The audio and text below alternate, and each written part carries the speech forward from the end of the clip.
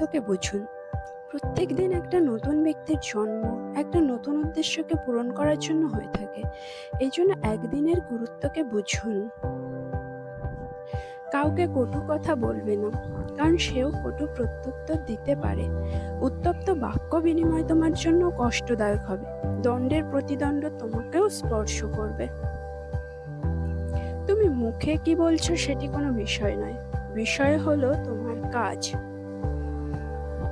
সবকিছুর জন্যই মনই আসল। সবার আগে মনকে উপযুক্ত করো, চিন্তাশীল হও। আগে ভাবো তুমি কি হতে চাও। মাতা পিতার সেবা করা, স্ত্রী পুত্রের উপকার সাধন করা এবং নিষ্পাপ ব্যবসা বাণিজ্য দ্বারা জীবিকা নির্বাহ করা উত্তম মঙ্গল।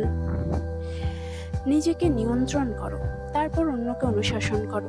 নিজে নিয়ন্ত্রিত হলে অন্যকেও নিয়ন্ত্রণ করতে পারবে। নিজেকে নিয়ন্ত্রণ করাই কঠিন। জীবনের খুব কম মানুষের জীবনে পরিপক্কতা আসে। সঙ্গী হিসাবে এই পরিপক্কতাকে তোমাকে অর্জন করতে হবে, তবে তা ভুল মানুষকে অনুসরণ করে নয়।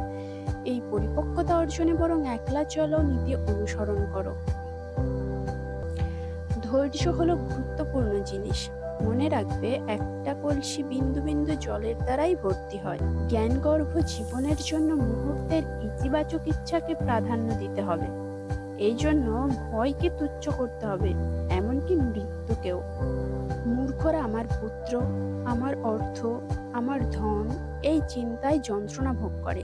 যখন সে নিজেই নিজের না, তখন পুত্র বা ধন তার হয় কিভাবে? রেগে যাওয়া মানে নিজেকেই শাস্তি দেওয়া।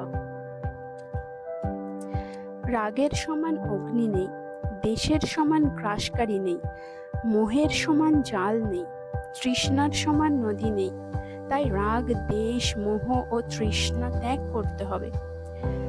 জগতে মাতা ও পিতার সেবা সুখকর, শ্রমণ ও পণ্ডিতের পরিচর্যা জগতে সুখদায়ক, বার্ধক্য পর্যন্ত শীল নীতি পালন সুখকর, শ্রদ্ধায় প্রতিষ্ঠিত হওয়াই সুখদায়ক, প্রজ্ঞা লাভই সুখজনক, পাপ না করাই সুখাবহ।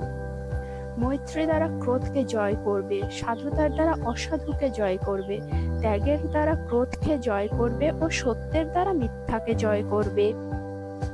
আলোকিত হতে চাইলে প্রথমে নিজের মনকে নিয়ন্ত্রণ করো।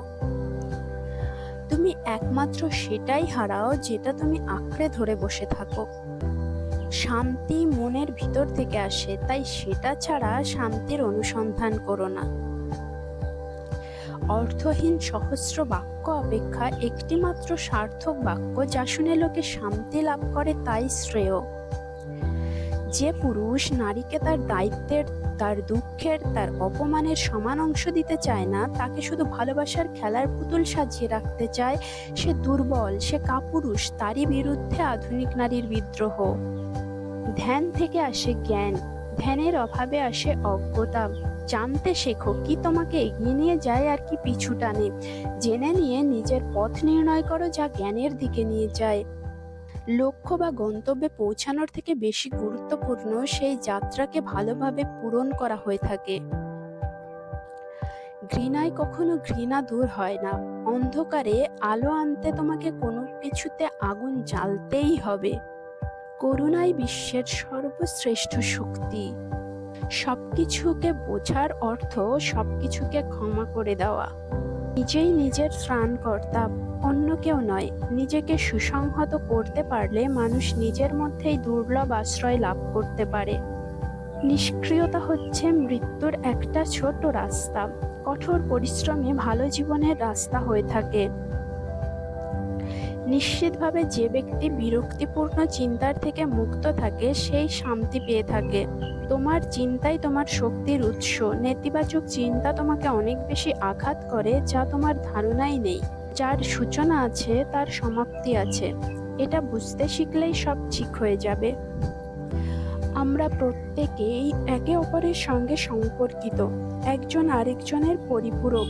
অর্থাৎ সমাজে আমরা কেউ একা নই। হাজারো খালি শব্দের থেকে ভালো সেই শব্দ যেটা শান্তি নিয়ে আসে।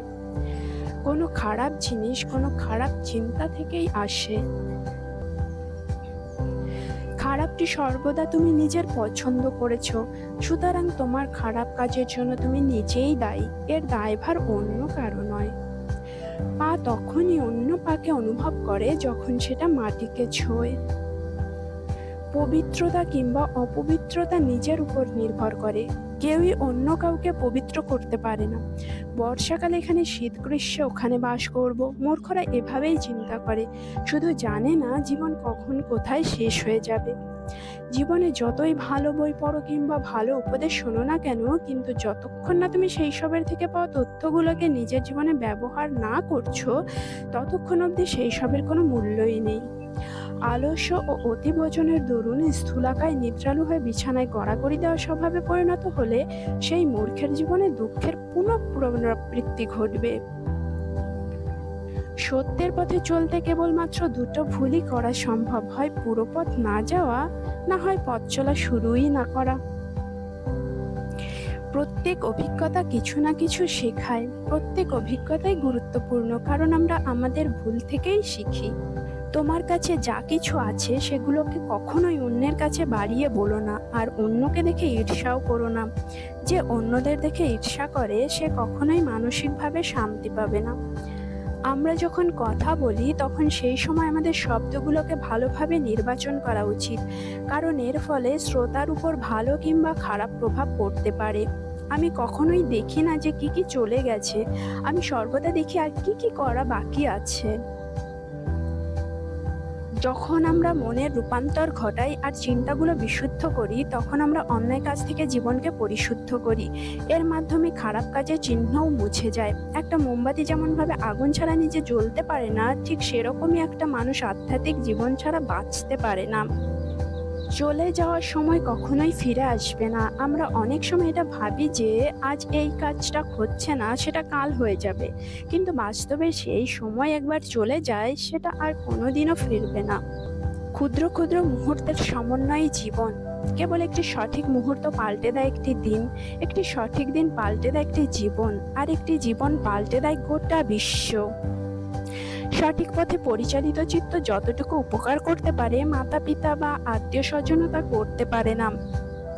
যা আপনি চিন্তা করবেন তাই আপনি হবেন।